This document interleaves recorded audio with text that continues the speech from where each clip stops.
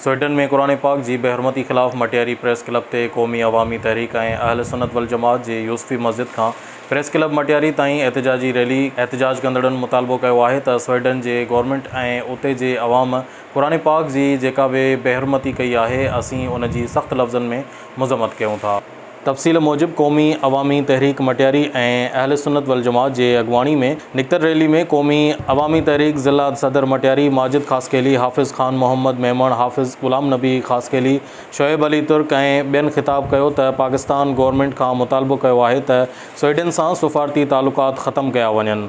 असां इन तिजारती तालुकात बि ख़त्म कया वञनि ऐं इंटरनेशनल लेवल ते हुकूमत पाकिस्तान एहतिजाज रिकॉर्ड कराए स्वीडन हुकूमत ख़िलाफ़ को भी गुस्ताख है उन गुस्ताख के खिलाफ़ ये असांजो आवाज़ है ऐं जेके भी मुज़म्मतूं करारदादूं पेश था कनि आउं उनखे चवंदुसि त हिननि सां कुझु बि कोन थींदो। अल इज़्ज़त बिल जहाद, इज़्ज़त जहाद सां आहे। हीअ असांजी जेका बार बार तज़लील कई थी वञे। हर ख़बर पर वक़्तु ख़बर ॾिसंदा रहो न्यूज़ लाइन 1।